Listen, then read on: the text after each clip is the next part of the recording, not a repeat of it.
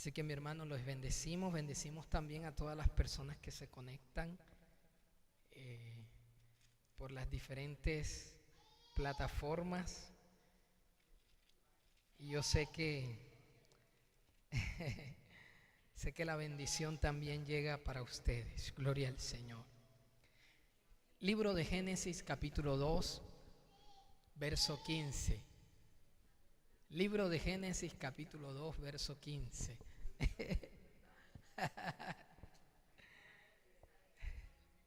Oye, ese canario ya quiere trinar, oye.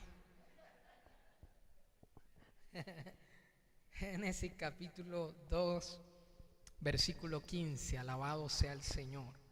En cuanto todos lo tengan, me dan un fuerte amén. Gloria a Jesús. Si no lo tiene, diga gloria a Dios. Y yo lo espero. Génesis capítulo 2, versículo 15.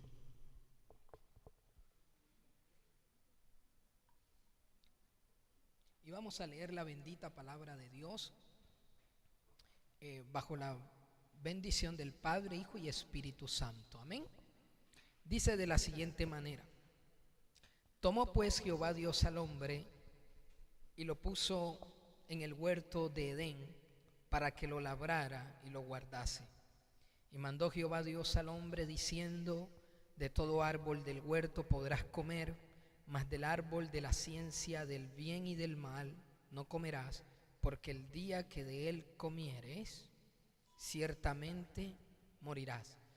Oremos. Padre, te adoramos y te bendecimos, Señor. Te glorificamos, te damos gloria, te damos alabanza, te damos exaltación. Señor, gracias primeramente por habernos traído a este lugar. Permite que tu palabra, Señor, sea como jabón de lavadores. Señor, tu palabra sea como martillo, sea como fuego. Señor, tu palabra sea como agua, Señor, como el agua fría al alma sedienta, Señor. Padre, permítenos que tu palabra nos sacie, tu presencia nos sacie en esta noche. Háblanos de una manera especial, maravillosa. Señor, úsame como un instrumento. Toma control de esta predicación y de todo lo que se va a hacer, Señor. Y permítenos, Dios mío, salir bendecidos, edificados, liberados, sanados, Señor, con una respuesta que tú tienes para nosotros. En el nombre de Jesús, amén y amén.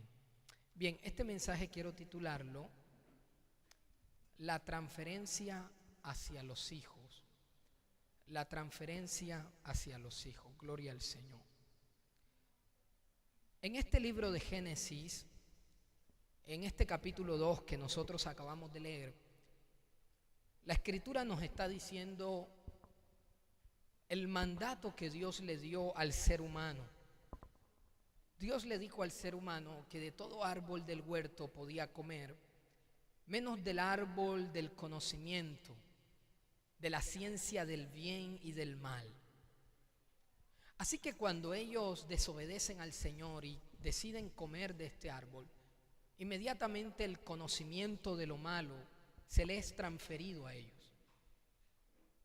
Al tener contacto con lo prohibido, al tener contacto con lo que Dios le había dicho que no podían tocar, que no podían mirar, inmediatamente lo malo se les es transferido a ellos.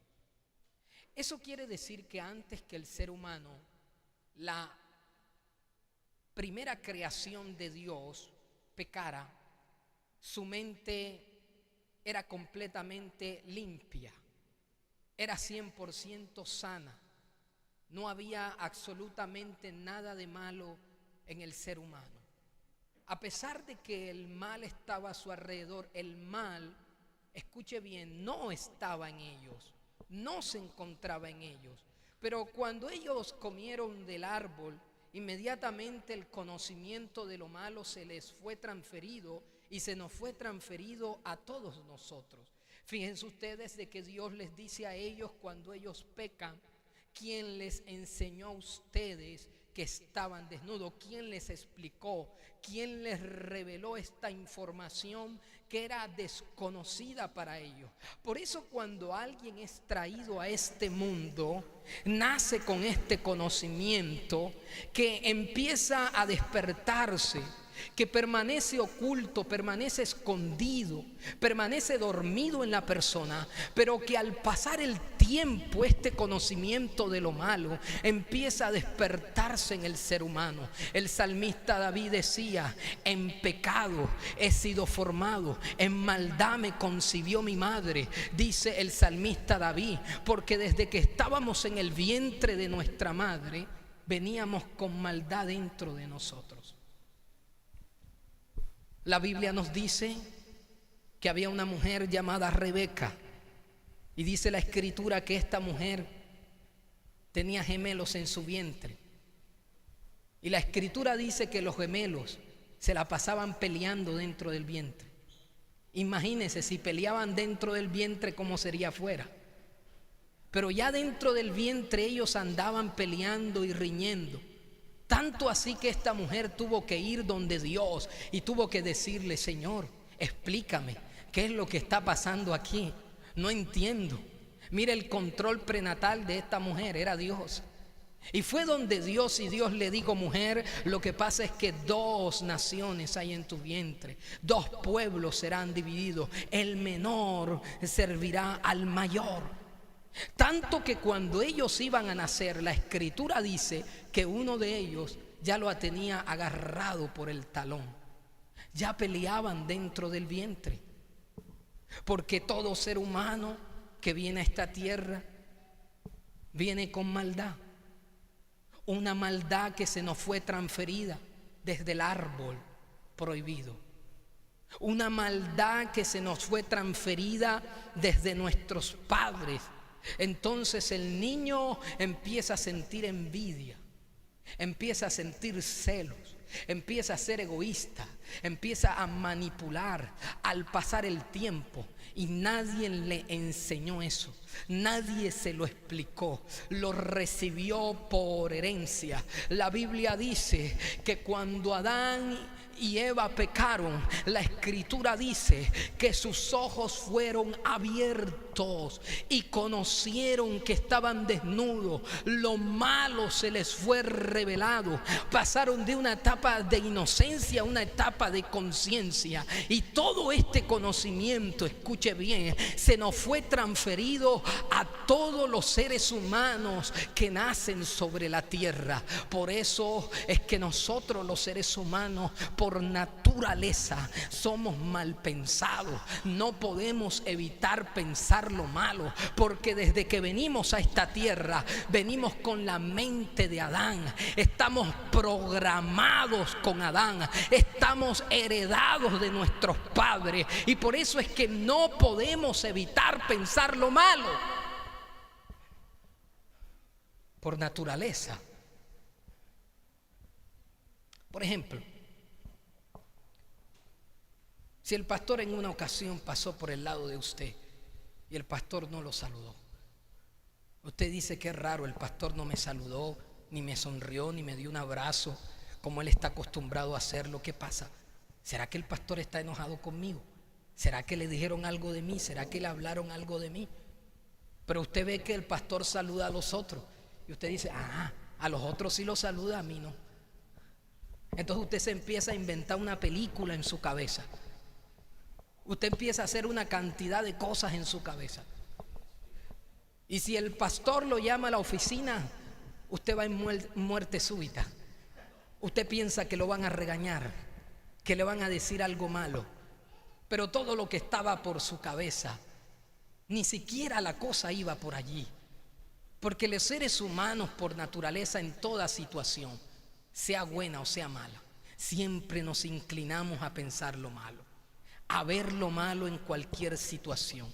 a ver lo malo en cualquier circunstancia que nosotros estamos viviendo. ¿Sabes qué dice el apóstol Pablo por allá en el libro de Romanos, capítulo 7, verso 21? Pablo dice: así que queriendo yo hacer el bien, hallo esta ley, dice Pablo, que el mal está en mí. Pablo no dice el mal está en fulano, el mal está en el hermano, el mal está en fulanito. No, Pablo dice: hallo esta ley, que el mal está en mí, porque según el hombre interior me deleito en la ley de Dios, pero veo otra ley en mis miembros que se revela contra la ley de mi mente y que me lleva cautivo a la ley del pecado que está en mis miembros. El apóstol Pablo está diciendo: el mal que está en mí, porque lo recibimos por herencia. El mal es una ley, y una ley bíblica no es más que una regla o un reglamento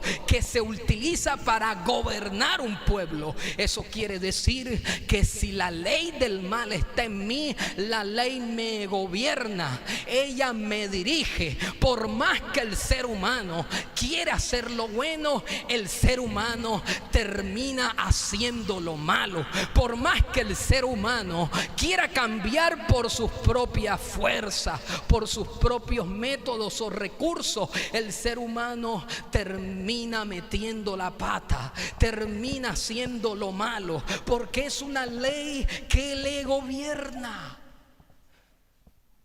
¿Usted por qué cree que cuando Adán y Eva pecaron, Dios dijo: he aquí el hombre es como uno de nosotros, sabiendo el bien y el mal? Ahora pues, no sea que alargue su mano y tome también del árbol de la vida y coma y viva para siempre. ¿Usted por qué cree que Dios tuvo que sacar al hombre del paraíso? Tuvo que sacarlo del huerto de Edén. Y no solamente eso, colocar una vigilancia allí. Colocó ángeles con espada para que nadie pudiera entrar en el huerto y tomar del árbol de la vida. Porque por más que el ser humano le dijera a Dios: Dios mío, yo la embarré, perdóname, la embarré, te fallé la primera vez, vi lo que era prohibido, que no tenía que ver, pequé, toqué lo que no tenía que tocar, la embarré, pero dame una segunda oportunidad, perdóname. Dios lo perdonó, pero Dios no podía darle una segunda oportunidad al ser humano, porque Dios sabía que por más que prometiera, el ser humano la iba a volver a embarrar. El ser humano se iba a volver a equivocar, le iba a volver a perder en la tentación. Y así hay gente, amados hermanos, hay gente que desafortunadamente dicen: Señor, ya no lo vuelvo a hacer, pero todavía andan alargando su mano por ahí. Señor, ya no vuelvo a mentir, pero todavía siguen mintiendo. Señor, ya no vuelvo a decir mentiras. Señor, ya no vuelvo a enojarme, ya no vuelvo a botar el chupo. Y es cuando más lo botas.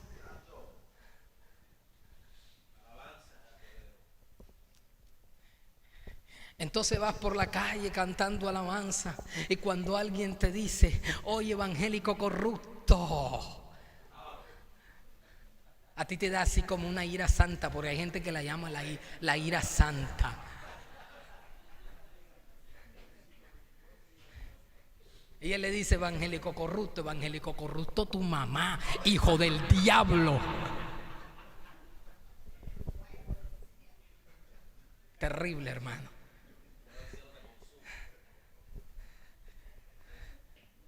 Porque esto no es con las fuerzas humanas, esto es con el poder del Espíritu de Dios. Entonces, por más que el ser humano pueda, no podemos, porque tenemos una enfermedad hereditaria, una enfermedad llamada pecado, que ha pasado de generación en generación. Y por más que el ser humano quiera aliviar, quiera disminuir los síntomas, la enfermedad todavía sigue allí. Pero Jesús dijo: Los sanos no tienen necesidad de médicos. No he venido a llamar a santos, sino a pecadores, al arrepentimiento. Entonces Dios quiere sanarnos de esa enfermedad llamada pecado. Escuche bien. Por eso es que hay padres que muchas veces no saben lo que hacen. Hay hijos que cometen cosas peores o iguales de las que cometieron sus padres. Y a veces hay hijos que pueden estar cometiendo las mismas cosas que sus padres o viviendo los mismos eventos que vivieron sus ancestros, y ellos todavía no han percibido que han recibido una herencia maligna. Ellos todavía no han podido percibir que hay algo del pasado en sus vidas que les está estorbando su camino en su presente. Hay una frase muy característica, por ejemplo, en primer libro de Reyes, segundo libro de Reyes, porque hay pecados que trascienden en el tiempo. Hay pecados que marcan generaciones. Por ejemplo, la Escritura nos dice acerca de los reyes y nos dice que tal rey hizo lo malo ante los ojos de Jehová, andando en los caminos de Jeroboam, con que hizo pecar a Israel. Y si usted lee Primera de Reyes, Segundo de Reyes, usted se da cuenta que esa es una frase que se repite y se repite y se repite. Todo el que pecaba en el reinado de Israel, en el reino del norte, eso era lo que le ocurría. Dios decía, andando en el camino de Jeroboam, porque no solamente era que Jeroboam hubiese cometido un pecado, sino que su pecado pudo trascender. Su pecado fue de generación en generación. Por ejemplo, la Biblia nos dice acerca de Nadab, nos dice de su hijo, que dice que comenzó a reinar sobre Israel en el segundo año de Asa, rey de Judá, y reinó sobre Israel 2 años, e hizo lo malo ante los ojos de Jehová, andando en el camino de su padre y en los pecados con que hizo pecar a Israel. Toda la maldad de su padre la heredó su hijo Nadab. Anduvo en el camino de su padre, hizo las mismas cosas que su padre o cosas peores de las que hizo su padre. Por eso, cuando nosotros estamos ante el pecado, por eso cuando nosotros estamos ante una decisión, tú y yo tenemos que tener bien en cuenta que tu pecado y mi pecado, que mi decisión y tu decisión van a marcar generaciones. No es tanto que pequemos, sino cómo vamos a afectar las generaciones siguientes. No es tanto que pequemos, sino el daño que le hacemos a los que nos siguen, a los que nos observan, a las personas por las cuales somos unos referentes, somos unos ejemplos. Escuche bien, lo que tú hagas en el trono, lo que tú hagas en tu posición, también lo heredará tus descendientes, también lo heredará tu generación.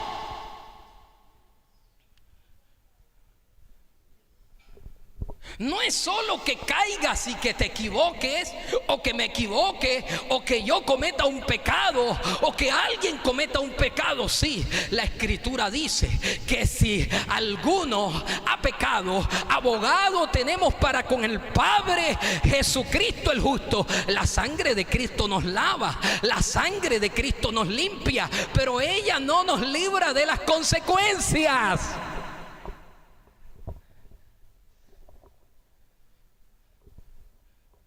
Mire, el pecado que cometió David cometió maldad. Hay pecados que son abominables para Dios. Pecado y abominación es diferente. Porque cuando alguien comete abominación, tiene que hacer una serie de cosas para poder acabar con la maldición de ese pecado. Pero David cometió maldad, porque usted conoce la historia. La escritura nos dice que David se acostó con una mujer, Betsabé. Teniendo mujeres para él, tomó la mujer prohibida, la mujer que no tenía que tomar, la tomó para él. Y no contento con esto, mandó asesinar a su esposo Urías Eteo. Y David quiso ocultar su pecado durante 2 años, pero Dios le mandó al profeta Natán. Y a mí me llama la atención, allá en 2 de Samuel capítulo 12, verso 11 al 12, dice que Natán le dijo lo siguiente: así ha dicho Jehová, he aquí yo haré levantar el mal sobre ti de tu misma casa. Miren esto: y tomaré tus mujeres delante de tus ojos y las daré a tu prójimo, el cual yacerá con tus mujeres a la vista del sol, porque tú lo hiciste en secreto. Mas yo haré esto delante de todo Israel y a pleno sol. Cuando Natán está utilizando la palabra levantar en el hebreo, es una palabra que significa moverse de un lugar a otro. En otras palabras, lo que significa es transferirse. Él está diciendo: yo haré levantar el mal sobre ti de tu misma casa. Es decir, el mal que tú cometiste, David, era lo que le estaba diciendo el profeta. El mal que tú cometiste se te va a ser transferido a tus hijos. Esa maldad que tú cometiste, David, va a tener consecuencias sobre tus hijos.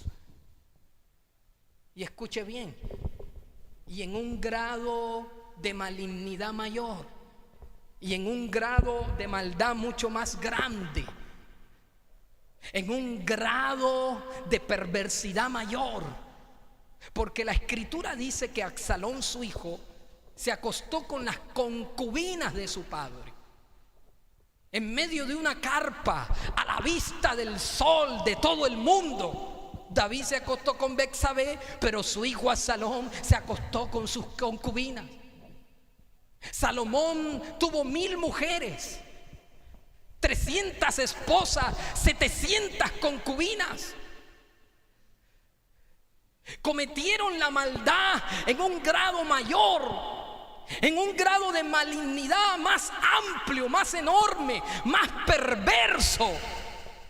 Te lo voy a decir y me lo voy a decir de esta manera: la maldad que tú cometes hoy, en un futuro se te va a multiplicar, se te va a aumentar. La maldad que tú cometes hoy, en un futuro, bendita sea la gloria de Dios, será una maldad en un mayor grado y una mayor malignidad. ¿Usted está aquí o ya se fue? Usted es legalista. Bueno, vamos para el Nuevo Testamento. Mateo capítulo 12. Eso sí quiero que lo busque conmigo. Mateo capítulo 12, versículo 43 al 45. Mateo capítulo 12, versículo 43 al 45.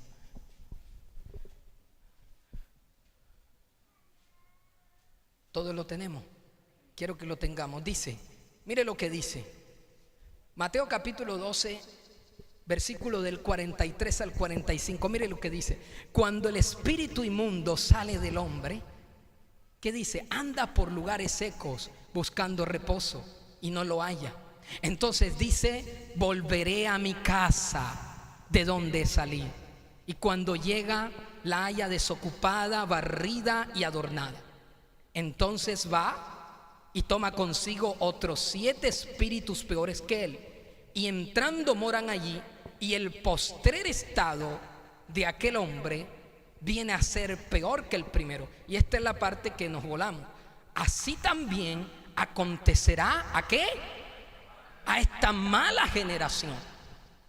Quiere decir que Jesús no solamente está hablando de la liberación sobre una persona en particular.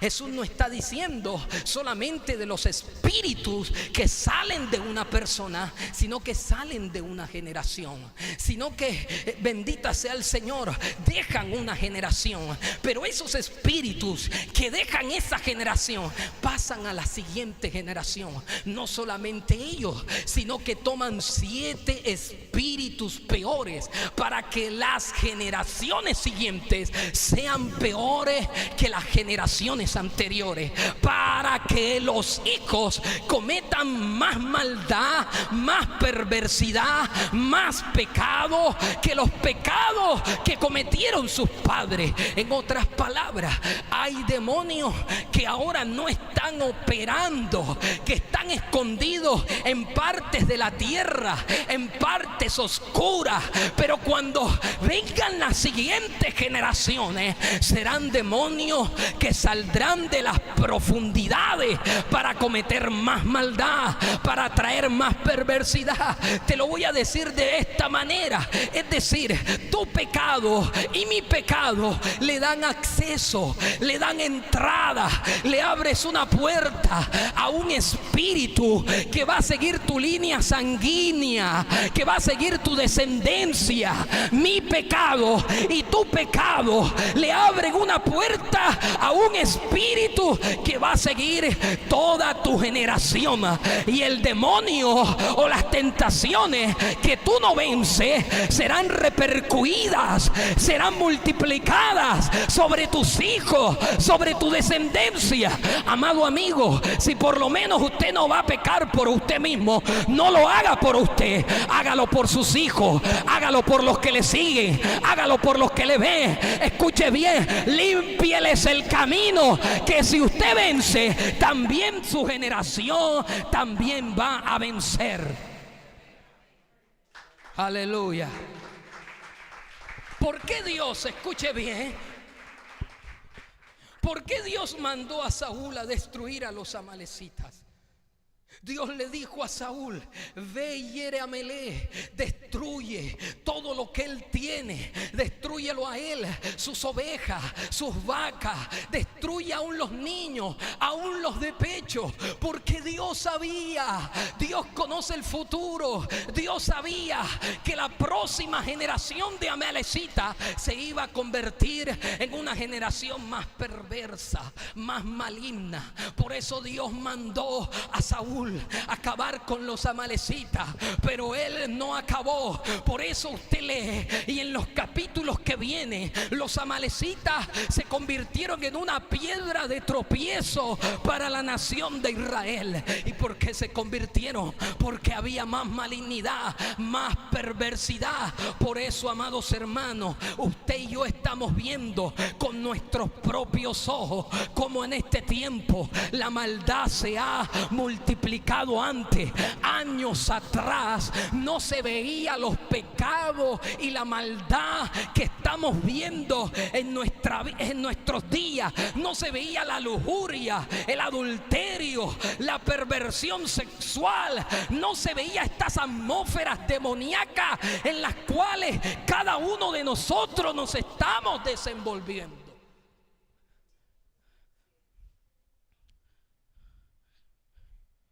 Porque hay demonios de mayor rango, de más maldad, de más perversidad. Amados hermanos, antes la gente se tropezaba en la calle y arreglaban las cosas con diálogo. A veces lo máximo que hacían era que le hacían una ronda y se daban de trompada y listos, como decimos nosotros. Se quitaban las rasquiñitas. Pero ya usted no puede tropezar a nadie en la calle, porque si usted tropieza a alguien en la calle, no solamente se dan de trompadas, se matan el uno al otro. Uno lo graba, y lo que es peor, cuando le preguntan al asesino que si siente remordimiento a algo, se ríe o dice que lo volvería a hacer, o que él no tuvo la culpa, o que lo provocaron. Porque estamos viviendo tiempos peligrosos. Ya usted no puede estar en una tienda, en una esquina, pasar por su casa, porque usted no sabe si un desadaptado con un arma de fuego va a disparar a todos los que están allí. Ya los niños no pueden salir a las calles a jugar, como cuando se jugaba boletrapo. Bueno, yo no soy de esa época, de pronto ustedes.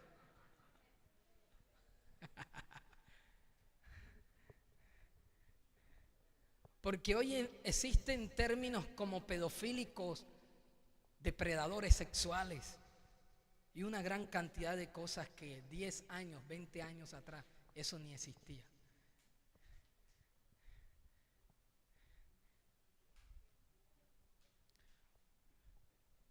Porque las próximas generaciones serán peores.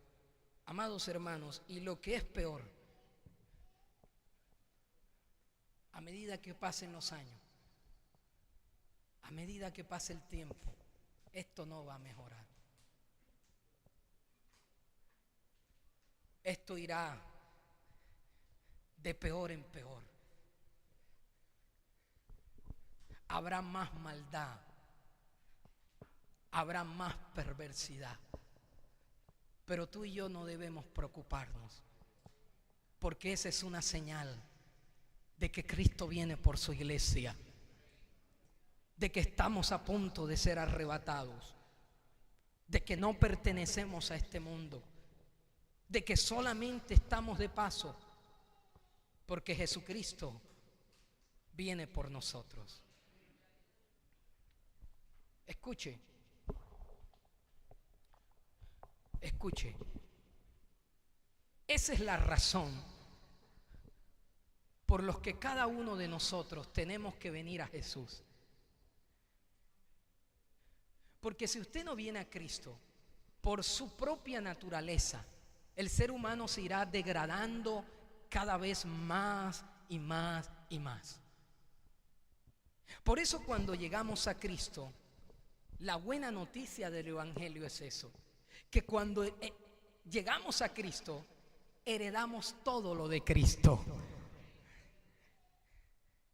Ahora tenemos un descendiente celestial, que es Cristo, que vino del cielo. Heredamos lo de Jesús. La Biblia dice en Romanos capítulo 8, verso 17, dice, y si hijos, también herederos. Herederos con Dios y coherederos con Cristo, si es que padecemos juntamente con Él.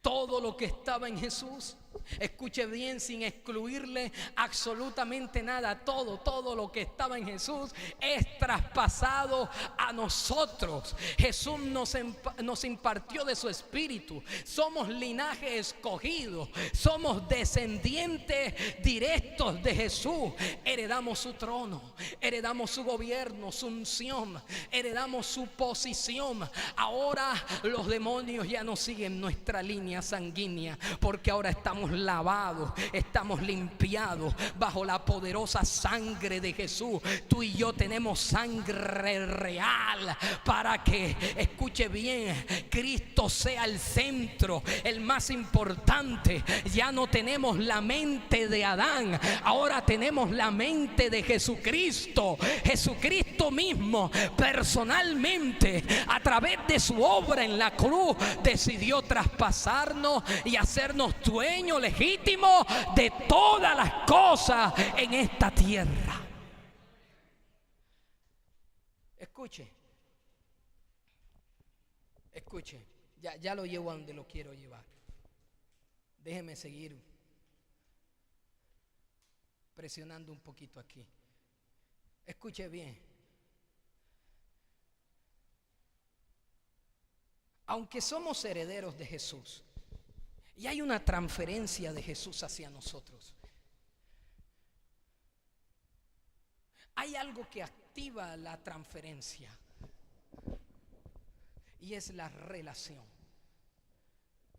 Escuche bien, Los discípulos de nuestro Señor Jesucristo, para que ellos pudieran heredar lo de Jesús, primero tuvieron que tener una relación con Jesús.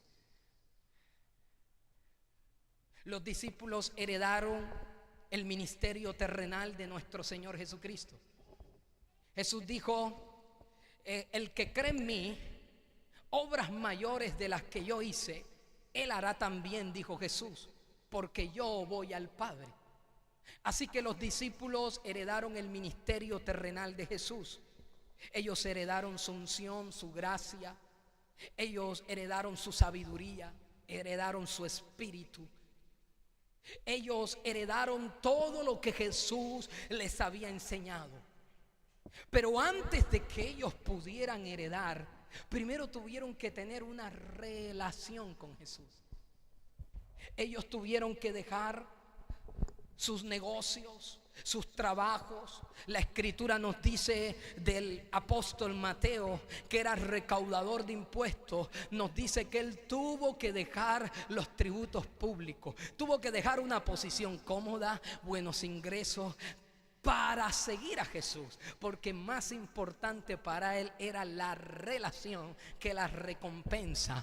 Pedro, Jacobo, Juan, los otros discípulos tuvieron que dejar sus negocios, sus empresas, tuvieron que sacrificar el tiempo con su familia, dejar de estar con sus hijos, dejar de estar con sus esposas, para ellos poder empezar a construir una relación con Jesús. Mientras otros dormían, ellos estaban con Jesús. Mientras otros estaban trabajando, ellos estaban trabajando para las cosas del reino. Y escuche bien, mientras otros duermen, están perdiendo tiempo. Usted y yo estamos buscando la presencia de Dios, estamos buscando su rostro. Mientras otros están viendo películas de Netflix, series, mientras otras personas están viendo fútbol, perdiendo el tiempo en cosas de la carne que no son malas, pero que no son perfectas, usted y yo estamos estudiando la palabra, estamos construyendo una relación con Jesús.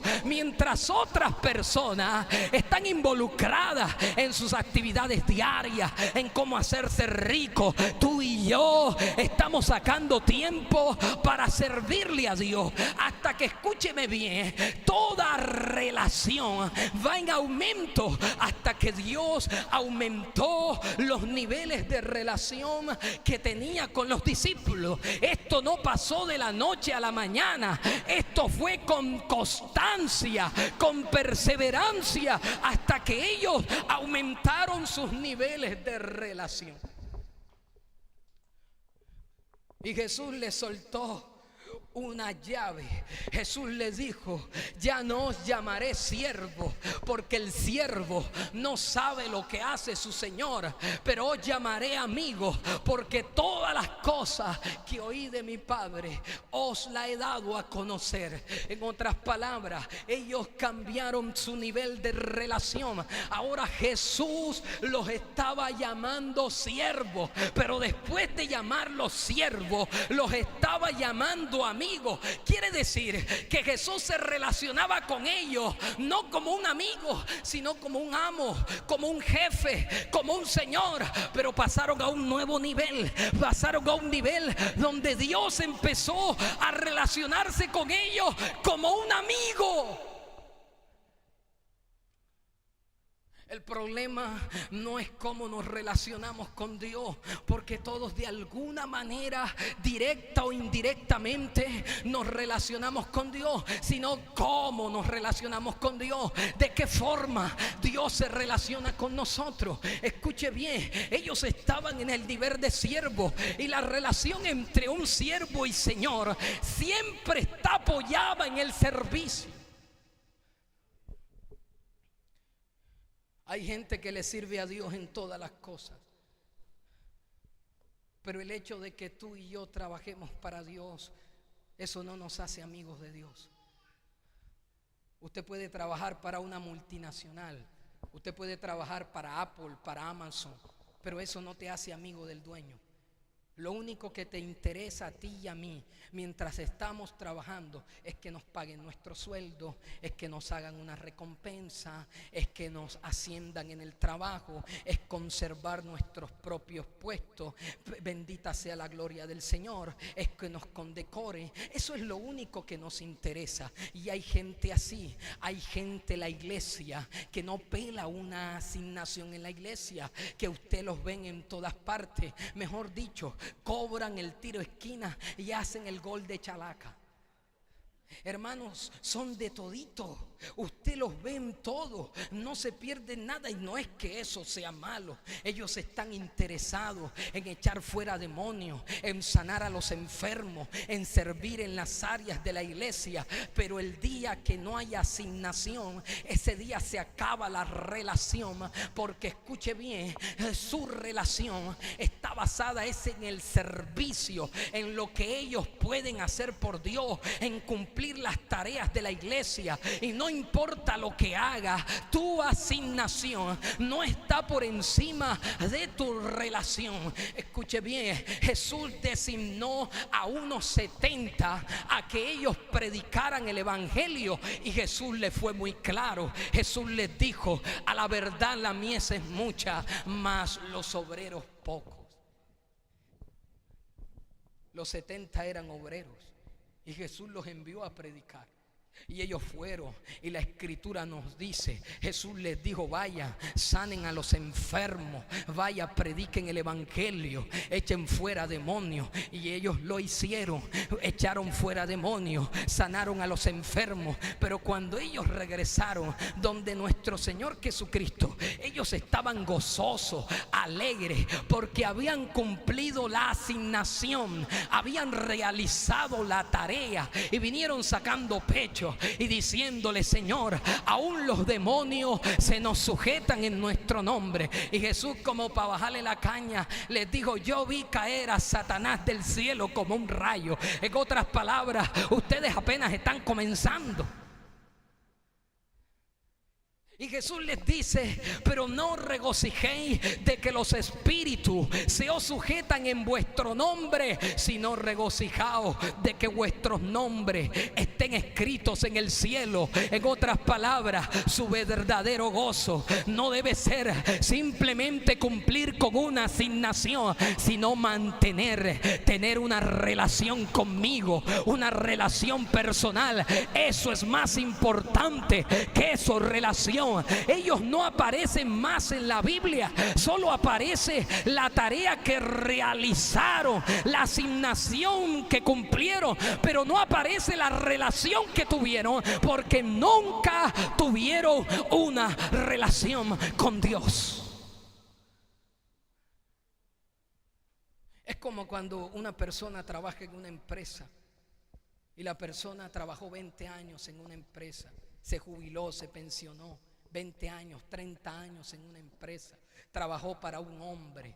Bendita sea la gloria del Señor. Y la persona que fue jubilada o pensionada conoce todas las cosas de la empresa. Conoce, bendita sea la gloria del Señor, el nombre de su patrón, el nombre del pluma blanca, el nombre del dueño de la compañía, de la multinacional. Conocía incluso la camioneta donde él llegaba, el número de su placa, su esposa, sus hijos. Bendita sea la gloria del Señor. Y él puede señalar y decir: mira, ese fue el jefe mío durante 30, 20 años. Pero qué triste que aunque usted conozca al jefe, el jefe nunca lo conoció a usted. Y así hay gente que trabaja para Dios, que hace muchas cosas para Dios, pero Dios nunca los conoció a ellos. Dios nunca tuvo que ver con ellos. La escritura nos dice que hubieron unos hombres que en aquel día, en el día del juicio, le dirán: Señor, y en tu nombre no echamos fuera demonios, no predicamos, no hicimos grandes milagros. Ellos conocían la teología de la profecía, conocían cómo liberar los milagros, conocían cómo tener la unción, cómo bajar la gloria de Dios. Pero qué triste, hicieron muchas cosas para el reino de Dios, pero Dios nunca los conoció a ellos. La única manera que tu nivel de relación cambie, escúchame bien, es que el dueño de la empresa te llame por tu nombre, te saque de tus labores, te invite a su casa, se siente contigo, hable contigo, te presente a su esposa, a sus hijos, esté en un tiempo más cómodo contigo, pues te tengo una buena noticia. Nuestro empresario Jesucristo, el propietario, el patrón, el jefe, el que nos contrató, te hace una invitación a mí y a ti. La Biblia dice: he aquí, yo estoy a la puerta y llamo. Si alguno oye mi voz y abre la puerta, entraré a él, cenaré con él y él conmigo. En otras palabras, Dios quiere intimar contigo. Dios quiere pasar tu relación con él a un nivel mayor. ¿Cómo usted puede conocer a alguien si no se sienta a comer a la mesa con esa persona? ¿Cómo usted puede conocer a alguien si no lo invita a su casa, si no se acerca a él para hablar? ¿Cómo usted puede conocer a alguien si no le dedica tiempo a esa persona? Pues los discípulos comían con Jesús, se despertaban con Jesús, caminaban con Jesús, hasta que su nivel de confianza creció tanto, amados hermanos, que Jesucristo les dijo: ya no os llamaré siervos, ya no me relaciono con ustedes simplemente por las asignaciones que tienen que cumplir. Ahora yo los llamo amigos, ahora les hablo, ahora los secretos del reino se los voy a dar a ustedes, porque Dios aumentó su nivel de relación. Escuche bien, cuando Dios te llama amigo, dice un escritor, dice Berkeley, un escritor, dice que la costumbre que seguían las cortes del emperador romano y de los reyes orientales es que había un grupo muy selecto de personas que se llamaban los amigos del rey o los amigos del emperador. Y este selecto grupo de personas, en cualquier momento ellos podían tener acceso al magnate. Incluso se les permitía ir al dormitorio al amanecer. Hablaba con sus amigos antes que con sus generales, que con sus consejeros políticos, que con sus gobernantes. Primero hablaba con este selecto grupo de amigos. Eso era lo que Jesús les estaba diciendo. Jesús les estaba diciendo: los secretos del reino, lo que yo escuché en el cielo, ahora se los he dado a conocer. Los tesoros del reino. Un tesoro no está a la vista de todo el mundo, no es inhallable, no es fácil de hallar, pero a pesar de eso, Jesús decide mostrarle los tesoros del reino a sus discípulos. ¿Y saben por qué? Porque habían cambiado su nivel de relación, habían aumentado, ahora habían pasado a un nivel mayor, que era el nivel de amigo. Por eso es que hay cosas que no se te han revelado, que no se te han dado, que Dios no te ha podido dar, porque estás en el nivel de relación equivocado. Mire, hablemos por ejemplo de un hombre en la Biblia llamado Abraham. Y nos dice en Isaías 41 versículo 8: pero tú, Israel, siervo mío, eres tú, Jacob, a quien yo escogí, descendiente de Abraham, mi amigo. Dios le llama a Abraham mi amigo. Y la escritura dice: vosotros sois mis amigos, dijo Jesús, si hacéis lo que yo os mando. Si ustedes hacen lo que yo les digo, ustedes son mis amigos. Y cuando Dios le pidió algo muy, pero muy difícil a Abraham y le dijo: dame a tu único Isaac, a quien tú amas, y ofrécemelo sobre uno de los montes que yo te diré. Señor, ¿será que escuché bien? Quizás dijo Abraham: que te dé a mi hijo. ¿Y por qué no me pediste a Ismael? Porque Dios sabía al que amaba. Y le dijo: dame a tu único Isaac, a quien tú amas, y ofrécemelo. Señor, esperé 25 años ¿Por qué no me lo pediste cuando estaba bebé? Ahora es que me lo estás pidiendo. Quizás todas esas preguntas se hacía Abraham en su mente, pero él decidió tomar el muchacho y lo llevó al monte Moriah. Y cuando Abraham tomó el muchacho y estaba a punto de degollar el muchacho, para no alargarle la historia, la escritura dice que el ángel de Jehová habló desde los cielos y le dijo a Abraham: Abraham, detente, porque ya conozco que temes a Dios, porque tú no me rehusaste a tu hijo, a tu único. Y cuando él volteó, la escritura dice que había un carnero trabado en un zarzal. Y dice la Biblia que Abraham puso a ese monte: Jehová proveerá. Porque en ese monte era que Jehová proveyó, bendito sea el Señor, un sustituto. Escuche bien, esa es la primera vez en la escritura donde Dios se da a conocer como Jehová Jireh, como Jehová provee. Nunca antes Dios se había dado a conocer con ese nombre. Pero como Abraham era amigo de Dios, Dios mostró una faceta de él que no todo el mundo conocía.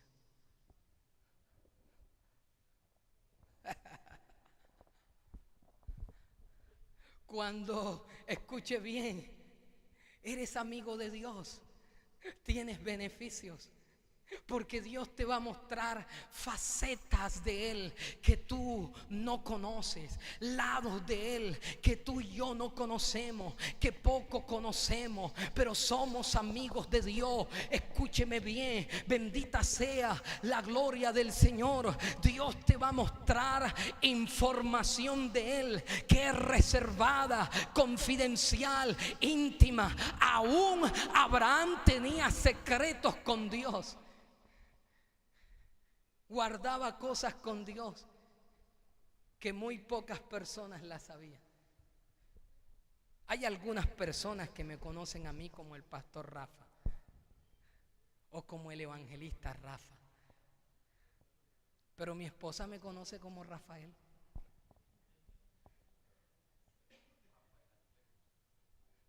O Rafael Alberto. Mi esposa me conoce de esa manera. Conoce más facetas de mí que todos los que estamos aquí. Y así le pasa a usted. Hay amigos, hay personas que están a su alrededor que conocen más facetas de usted que otras personas, porque son amigos. De la misma manera, Dios quiere revelar nuevas facetas de Él para aquellos que se conviertan en amigos de Él. Escuche, Dios tenía cosas con Abraham. Dice la Biblia que en una ocasión Abraham estaba a plena sol del día, y dice la escritura que apareció el ángel de Jehová y quizás dos ángeles que estaban a su lado, que muy probablemente fueron los que destruyeron a Sodoma y Gomorra. Y cuando Abraham vio esta manifestación visible de Dios, Abraham lo que hizo fue que se postró ante Dios, le ofreció sacrificio, habló con él, conversó con él. El mismo Dios le profetizó para el otro año, a este tiempo, Sara tendrá un hijo, le profetizó. Y cuando se iba a ir, Dios dice: he aquí, encubriré yo a Abraham lo que voy a hacer, habiendo de ser Abraham una nación grande y fuerte, habiendo de ser bendita en él todas las naciones. Encubriré yo algo a Abraham. Dios tuvo que revelarle sus más grandes secretos a un hombre llamado Abraham, porque cuando eres amigo de Dios, Dios te va a revelar información confidencial, información íntima. Escuche bien, antes de que el diablo quiera montar un plan contra ti, ya Dios te lo ha revelado. Antes que venga la sequía, Dios te va a informar como le informó a José. Antes que venga el desierto, Dios te dirá cuál es el agua que va a brotar en medio de tu desierto. La Biblia dice: no hará nada Jehová sin que revele primero a sus siervos los profetas. Dios tendrá cuestiones únicas con nosotros.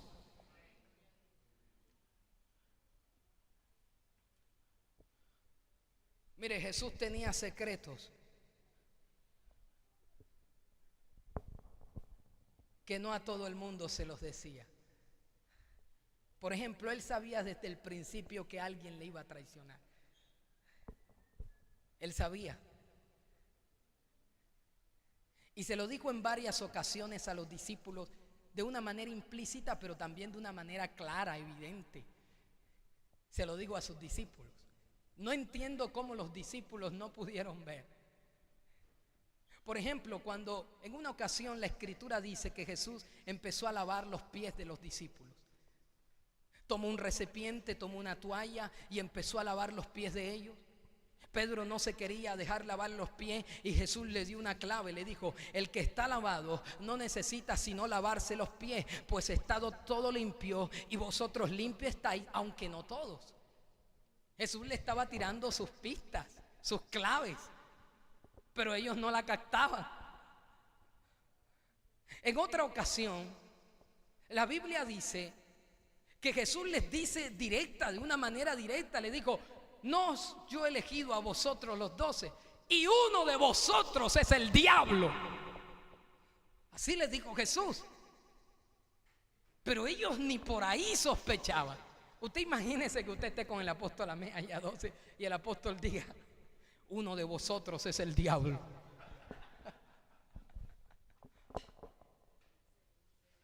Enseguida usted se mete en 40 días de ayuno. Pero ellos no alcanzaban a dimensionar lo que Jesús les estaba diciendo. Y dice la Escritura que mientras Jesús estaba cenando con ellos, Jesús les dice, se estremece en espíritu y les dice: uno de vosotros me va a traicionar. Y ahí es cuando ellos reaccionan y empezaron a decir: Señor, seré yo maestro. Señor, seré yo maestro. Y hasta el mismo Judas, porque el hipócrita es así: Señor, seré yo maestro, sabiendo que era él. Terrible. Pero escuche bien, había un discípulo al cual Jesús amaba, que estaba recostado sobre su pecho. Y Simón le hizo señas a Juan. Estaba así, estaba de frente a él, y le hizo señas: Juan, pregúntale quién es. Y Juan se le recostó al pecho y le dijo: Señor, ¿quién es? Y Jesús le dio la clave. Jesús le dice a Juan: el que diere el pan mojado y lo diere en su boca, ese es. Así que cuando Jesús tomó el pan y se lo dio en la boca, Juan se dio cuenta quién era realmente el que iba a traicionar a Jesús. Fue el único de los 12 que sabía quién era el traidor, porque era el que se recostaba al pecho de Jesús. Era el que conocía los latidos de su corazón. ¿Y por qué? Porque la Biblia dice que cuando mordió el bocado de pan, la Escritura dice que Satanás entró en él. Y Jesús le dijo: lo que vas a hacer, hazlo pronto. Y los discípulos: no, eso seguramente es que tiene que ir al cuidado de la tesorería. Nadie sospechó, porque Judas no era hipócrita. Judas era un perfecto hipócrita.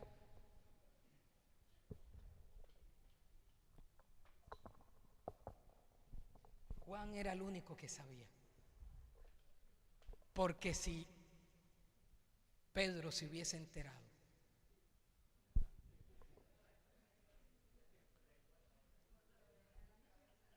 de que él era el traidor, le saca la machetilla que tenía escondida y le corta la cabeza. Pero escuche bien, Juan era el único de los 12 que sabía qué era lo que Jesús iba a hacer. Él sabía los latidos del corazón de Jesús. Sabía lo que Jesús sentía, lo que él deseaba, lo que estaba en su corazón. Juan conocía cuando el Señor estaba triste y cuando estaba alegre. Conocía sus deseos porque Jesús le había dado la llave de su corazón. Y no a todo el mundo usted le abre el corazón, pero Jesús le abrió el corazón a Juan para que Juan pudiera conocer lo más profundo de Dios. Mire, hermano, ya Dios lo conoce a usted. Ahora Dios quiere que usted lo conozca a Él profundamente. Recuéstese al pecho de Jesús. Vaya a niveles de relación mucho más profundo que Dios. No se quede entre la multitud, porque la multitud solamente busca a Dios cuando tiene un problema. Solamente se acercan a Dios cuando tienen una enfermedad crónica. Solamente se acercan a Dios cuando tienen una deuda, cuando tienen un problema. Pero cuando el problema se les resuelve, entonces se olvidan de Dios. Ya no hay relación. No se quede entre los 70 que solamente oran, ayunan, claman cuando van a predicar, o cuando van a echar fuera un demonio, o cuando tienen algunos días de campaña, o cuando se aproxima algún evento importante en su vida. No se quede entre los discípulos, escúcheme bien, que simple y sencillamente conocían a Jesús, pero lo conocían de una manera superficial. Lo conocían sin ahondar en su corazón, sin conocer más allá. Sea como Juan, recuéstese al pecho de Jesús hasta que Jesús le muestre facetas de Él que nadie más conoce.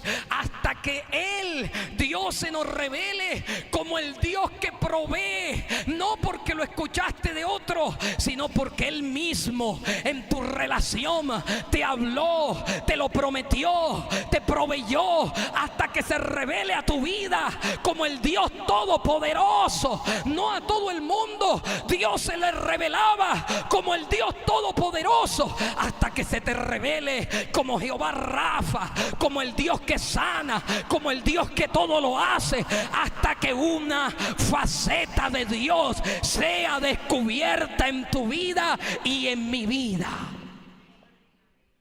Escuche bien, pero hay un nivel mucho mayor.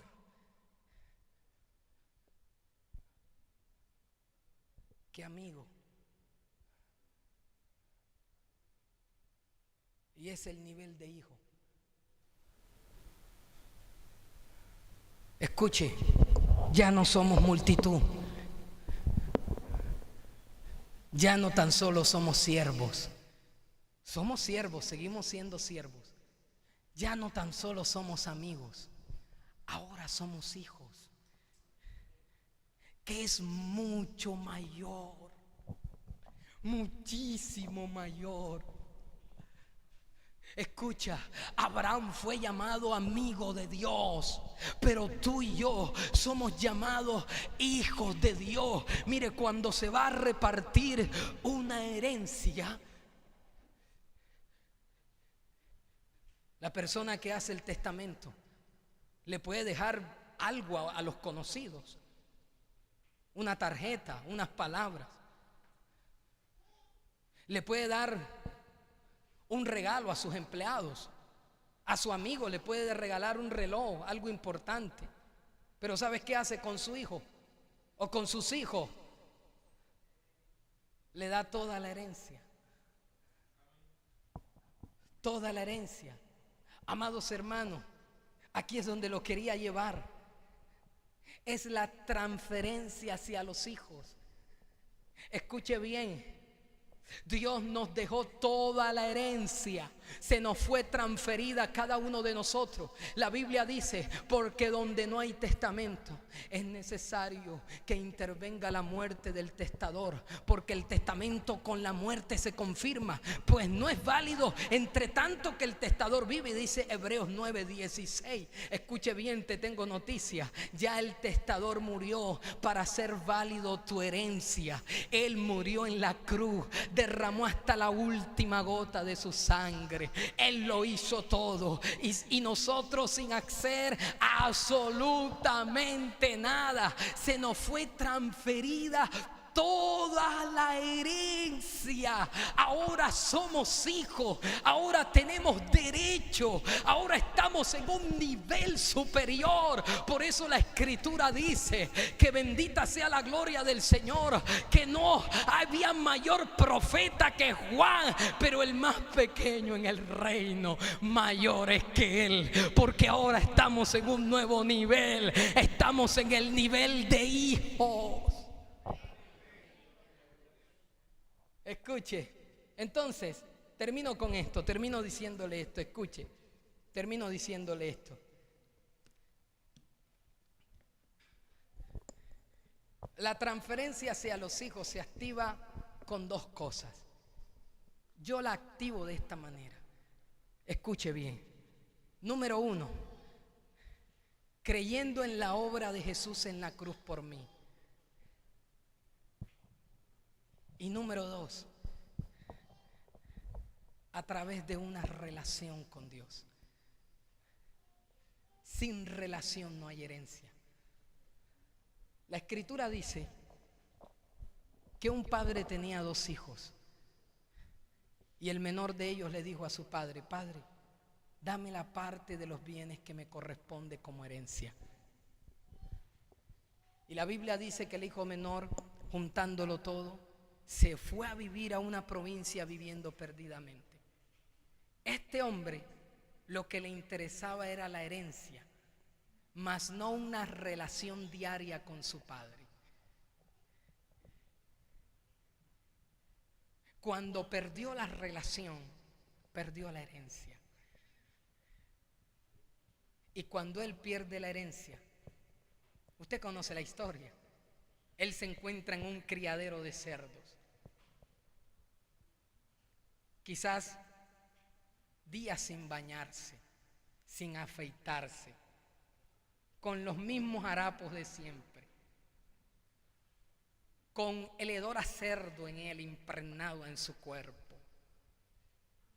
Y miren lo que él dice: ¿cuántos jornaleros hay en la casa de mi padre que tienen abundancia de pan? Iré y me levantaré y le diré a mi padre: Padre, he pecado contra el cielo y contra ti. Ya no soy digno de ser llamado, escuche bien, tu hijo. Hazme como uno de tus jornaleros.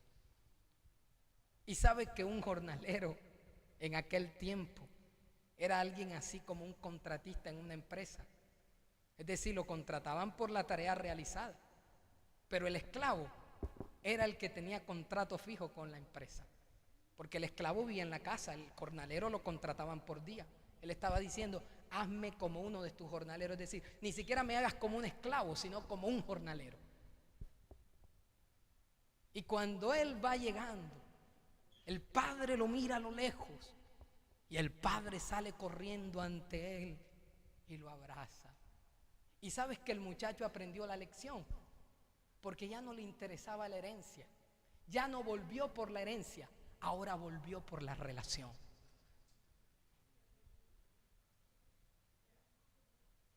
Le dijo: Padre, he pecado contra el cielo y contra ti, ya no soy digno de ser llamado tu hijo. Pero cuando le va a decir: hazme como uno de tus jornaleros, papá le tapa la boca. No alcanzó a decirlo, solo lo dice la primera, a la segunda no lo dice. Porque el papá entendió: entiendo, tú quieres volver a relacionarte conmigo. Y cuando él activó la relación, se activó la herencia. Saquen el becerro más gordo, pongan calzado en sus pies. Mire lo que le voy a decir. Lo más importante que tenemos en esta vida es nuestra relación con el Padre. Es lo más importante. No hay que pelear por asignaciones. No hay que pelear por lo material. Lo más importante es nuestra relación.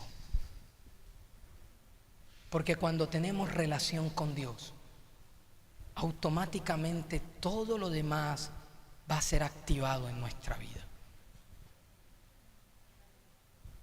No sea que por andar detrás de la herencia, Dios le quite la herencia para enseñarlo que lo más importante debe ser nuestra relación con Dios.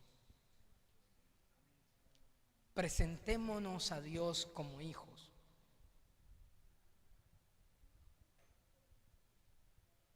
No como amigos. Somos hijos.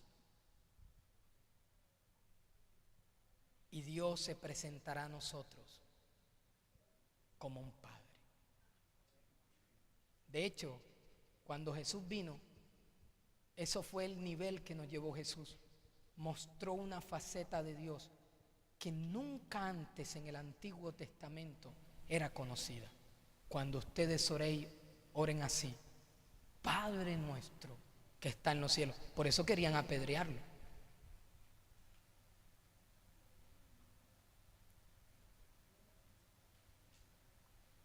Y a través de esa relación vamos a ser bendecidos. Colóquese de pie. Muchas gracias por su atención. Aleluya.